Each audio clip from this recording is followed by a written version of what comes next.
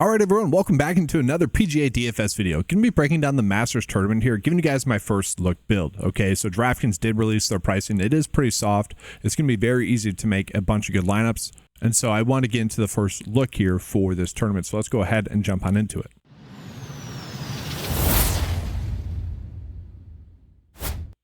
All right, so the top play on the board is going to be Scottie Scheffler, and he is priced that way, coming in at 12.4 on DraftKings. Now, we do know that that's pretty darn warranted. He is in great form, as we can see, finishing second last week at the Texas Children's Houston Open, 20th, 11th, 3rd, and 25th. So he has been in stellar form. He just hasn't had that victory recently, and his form has been trending kind of in the perfect pace for him to go out and get that victory this week at the Masters tournament. Okay, we look at it. This is a tournament where we do know that course history is pretty darn significant, and obviously Scottie Scheffler has some of the best course history we could ask for, finishing first last year, 10th, 1st, and 18th. Tremendous results there for him, and he's also going to be a very good stat fit. Now, guys, the key stats I'm looking at this week are more general key stats. These will adjust a little bit, be refined a little bit more next week when the Valero Texas Open is done. That tournament is pretty key, especially for some of the golfers that we're going to be looking at later on in this video as well, because recent form is huge. So we might adjust who we're looking at maybe next week in that regard. But we are looking at more general key stats, but these are still going to be most of the key stats for the Masters tournament. So birdie to bogey ratio, okay? Scottie Scheffler ranks second in birdie to bogey ratio. Total driving, he ranks out 7th. Strokes gained approach, he ranks out 8th. And then strokes gained around the green. Okay, because a lot of shots are going to land off the green, and obviously the greens are very fast-paced greens. Strokes gained around the green tends to matter a decent amount here, and he ranks out 22nd there, so really good stuff there. And obviously, again, the form is great. He is the class of the field. It's just whether or not you can afford to pay up for him, and you probably will be able to, given the soft pricing that we have this week. The next player that really stands out to me is actually Collin Morikawa. I think he's a great option as an outright bet as well. He was actually my first click this week. I say that because I already got Hideki like 2 months ago, which now is seeming like a mistake, but we'll see.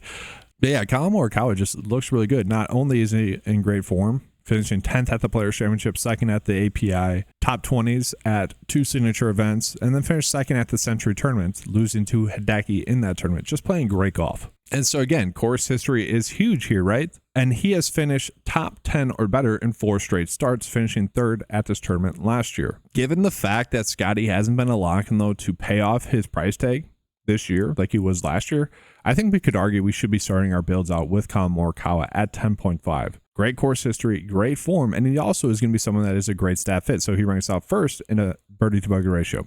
He ranks out 20th in total driving. You would expect that to actually be pretty better. Okay, he's been struggling a little bit there.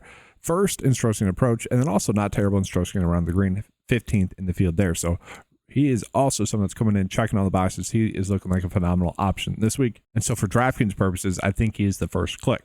And then I want to go ahead and take a peek at Xander Schauffele, because this is certainly an interesting price tag, guys. We know that he has been kind of struggling a little bit recently due to the injury that he sustained where he was forced to withdraw from some events. But he did finish 12th in his last event, and he did look very good in that last event. He is someone that does have strong course history, and typically speaking, he would be a great option for this tournament. And the pricing for him this week is definitely a head scratcher. And I think if we just look past maybe some of the form stats and just look at Xander Schauffele as a player, you would argue he should be the 3rd highest priced player on the slate. And so because he's priced at 9.2, definitely a little bit too cheap, he's someone that I think we should be considering. And while these players are pulled up, I do want to mention, just with the LIV golfers, guys, we are only pulling in stats from the PGA Tour, okay, because we haven't found a great way to pull in and reflect the LIV golf starts. We know that these LIV golfers typically finish about 7% worse on the PGA Tour, so the majors, than what they did on the LIV events that they are playing in. Okay, so it's not like a 1-for-1 swap. And so for me, I do think it's worthwhile just kind of looking at their LIV golf results and just kind of comparing it. But we know which LIV golfers we're probably going to be targeting this week. And so like Jon Rahm, Bryson, we'll probably look at them. They are more GPP only plays. Brooks Koepka, tough to say if we really want to be on him. Joaquin Niemann as well. He is someone that I think we can get to. Joaquin Niemann is a little bit priced up as well. Really, the only LIV golfer that I think I might want to get to is actually Patrick Reed, who's very cheap, but we'll get to that in just a second. To me, the next best click is actually Justin Thomas. Okay, Justin Thomas is someone that has been playing extremely great golf this year. And I'm actually surprised when you compare Aubert versus Justin Thomas, there's really not a difference. Okay, I mean, the course history maybe where Justin Thomas 61st, 54th, and then some good results finishing 8th and 21st. Justin Thomas had not exactly been playing as good as he is right now, maybe ever heading into the Masters tournament. Okay, he finished second in his last event, 33rd, 36th, 9th, 8th, 48th, 2nd. So he's had plenty of shots at taking down tournaments and has been right around there. I mean, 4 top 10 finishes over his past 7 starts is pretty darn phenomenal there for JT. And he's also someone that ranks out as a top 5 stat fit. And this is such a cheap price tag. I do feel comfortable getting to JT. If you want to go an extreme fair and balanced build this week and you want to just go with JT and then some of these other golfers I'm about to mention, that also makes perfect sense. And one of those other golfers that I think we can get to is clearly going to be Tommy Fleetwood. So Tommy Fleetwood is one of those golfers that is playing this week at the Valero Texas Open. And just data-wise, guys, the most important data point that we get each and every week is actually the golfer's last start on the PGA Tour, or just in general. Okay, and so he is someone that is making a start at the Valero Texas Open. And so if he struggles at that tournament, we might be looking at him next week and be like, oh, he's not as good of a play as he was seemingly the week prior, as I'm recording this video. But that's something we don't know. And so as it currently sits, he is looking like a pretty darn good option. Okay, he does have good course history. Okay, 3rd, 33rd, 14th, and then 46th, you know, kind of okay. But his starts have all been seemingly getting better. Obviously, the 3rd place finish last year was very encouraging from him. The biggest worry with Tommy Fleetwood is he's not the best stat fit, only ranking out 16th in the field. And the biggest concern is that the stroke gain approach and stroke gain around the green numbers are not all that good, only ranking out about top 50 in the field. We do want that to be better. And again, maybe that's something where he does have a good week at the Valero Texas Open, and that shifts that a little bit. Okay, that's why we want to be looking at the most relevant data as well. But he is a very good specialist, 4th best specialist in the field. And so if you guys are confused as what the specialist data is, it's going to be taking a peek at all the unique characteristics of that week's tournament and then putting it all into one data point. So fast greens, the location of the tournament, the type of greens, the course architect, the weather, and all that stuff, that all goes into the specialist ranking. And for what it's worth, I do want to call this out. These are all blank right now, the betting odds, ownership leverage, the specialist data, because this is the secondary cheat sheet. Typically speaking, this is for alternative or secondary events on the PGA Tour, or sometimes DP Tour events. So we have the main tournament going on right now, the Valero Texas Open, on the PGA tab. If you want to get the Masters data on the 9to5 website, click on PGA 2. Okay, and so that's what we're looking at right now. Now, DFS wise, I do think just Tommy Fleetwood is kind of a simple click there, but another player that I do think is going to be a simple click as well is going to be Patrick Cantlay. So Patrick Cantlay is someone that has been playing some pretty good golf. He's had some lackluster finishes mixed in there as well. T31 at the API, T33 at the AT&T Pebble Beach Pro-Am, but other than that, pretty darn good results, all good enough, especially considering the soft pricing that we're getting him at this week. To me, he almost feels like an auto click. He's one of the best PGA Tours players right now. I don't think that's like a hot take to say, obviously. Really good course history, guys. The last 3 starts here, 22nd, 14th, and 39th. So again, golfers get better as they get more course history most of the time here. Okay, and he's also going to be a very good stat fit. He's a golfer that typically doesn't make mistakes. 3rd in birdie to bogey ratio, 20th in total driving, 23rd in stroke gain approach, and then 1st in stroke gain around the green. All of that is sitting very well for Patrick Cantlay, especially considering the pricing. You know, if he was priced correctly, I would say right by where Xander's priced, I probably wouldn't be on him as much. But to me, this is like $1,000 in savings. You could argue JT should be more expensive as well, but Patrick Cantlay is looking like a phenomenal click this week. Now, guys, for me, one of the more easy clicks is going to be Corey Connors. Okay, he's also someone that's making a start, though, at the Valero Texas Open. Again, if he struggles at this tournament, we're probably going to be looking at him a little bit less. Okay, but if he is someone that goes out and plays well at the Valero Texas Open, he's probably going to be extreme chalk for PGA DFS. That's a concern. And the reason why he might be is because he is looking like a phenomenal play at the Valero Texas Open. And a lot of that is due to the form that he has going into that event, where he's finished 8th, 6th, and 3rd, and then 24th as well. So really 4 good starts, but obviously 3 straight top 10 finishes. That is phenomenal for him. And we look at it, he is someone that has had some good course history here, guys. 38th, 73rd, not good there, but then 8th and 6th place finishes for him. If we go back a little bit further, it's actually decent there as well. But we don't want to go back too further.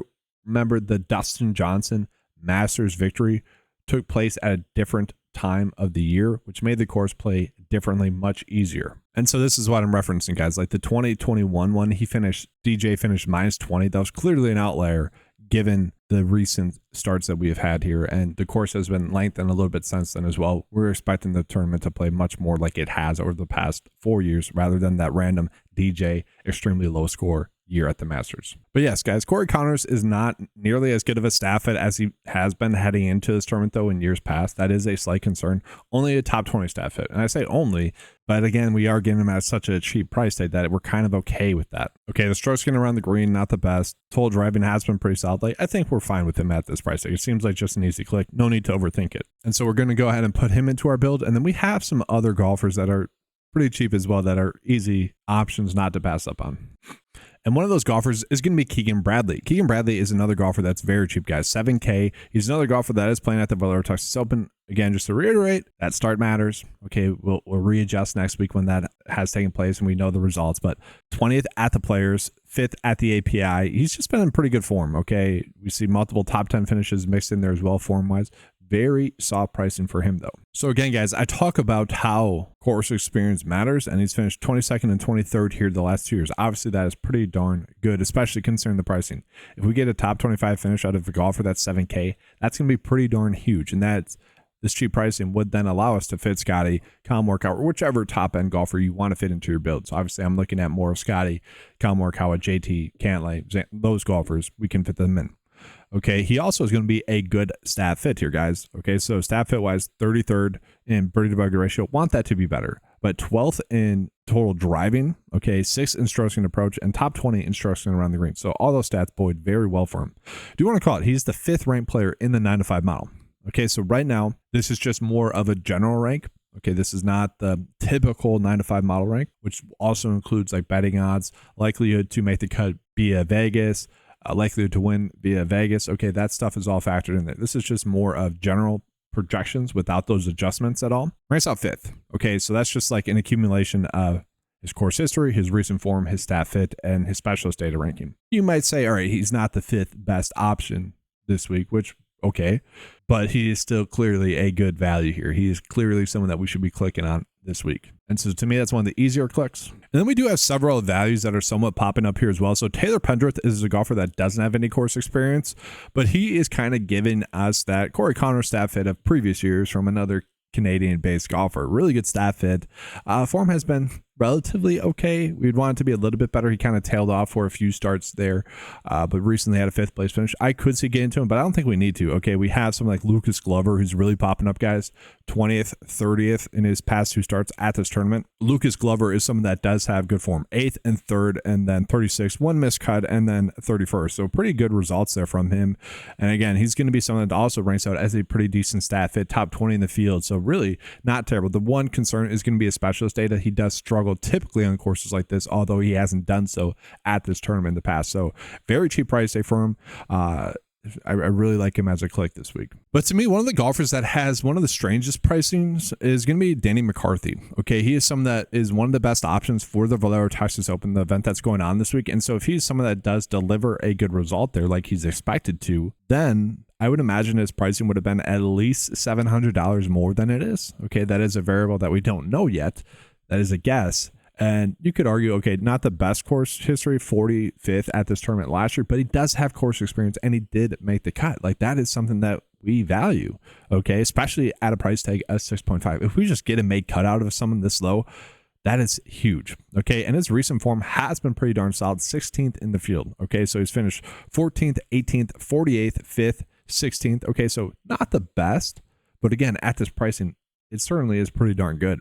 Stat fit, he could be a better stat fit as well, guys, okay? Birdie to bogey ratio, not the best. Total driving, not the best considering the field. Stroke gain approach, not the best considering the field. And stroke gain around the green, not the best considering the field. Those are concerns for sure. But again, given the pricing that we have for him, 6.5, if we just simply get a make cut out of him, that is huge. And I think there's a good chance that we do. And so he does allow us to fit really whichever stud we want into our builds. And then lastly, Harris English is a golfer that is a Georgia-based golfer. Obviously, this event takes place in Georgia and has had pretty good results here at this tournament, 22nd, 43rd, 21st. Okay, he's going to be an okay play across the board as well. Stat fit-wise, there's nothing extremely good, but nothing like terrible. I mean, you would argue 65th in birdie bogey ratio is bad, but he does rank out 36th in 12 driving, 13th in the field and strokes gained approach. Like, we'll take that there from him. And then the recent form has been pretty darn solid recently as well. 18th, 30th, 54th, 21st, miscut, and then a first at the Farmers. So we're getting someone that has won a tournament recently at 6.5 with tremendous course history with, you know, decent enough form. Like, that is pretty crazy to me as well. So looking at this, guys, this is the build that I'm going right now. I kind of already mentioned that I'm probably going to play Denny McCarthy there at that price tag.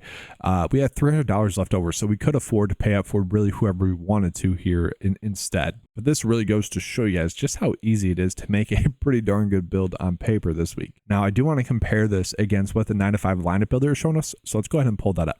All right, guys, so if you are someone that's using the PGA lineup builder, you do have to select on the Masters tournament from the drop-down menu.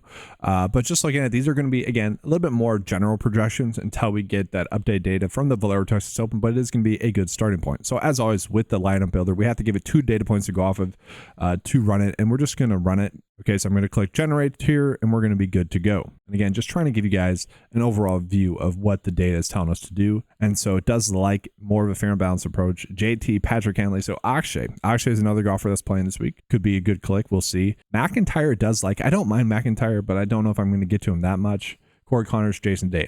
Another golfer that's popping up here in the second build, Russell Henley. I really do like Russell Henley as a click as well. I just thought compared to some of the other golfers below him and above him that he was a little bit of an outlier. Like, he feels like he should be closer to Corey Connors' price tag, but he still is a fine click.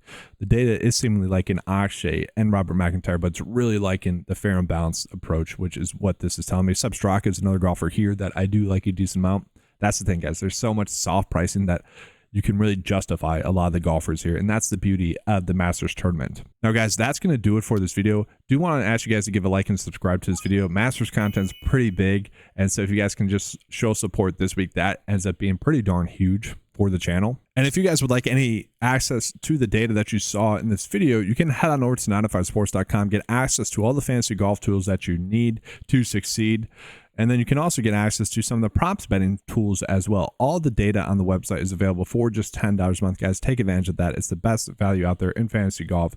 $10 a month gives you access to all the tools again. Thanks for watching. Good luck. And as always, let's keep cashing.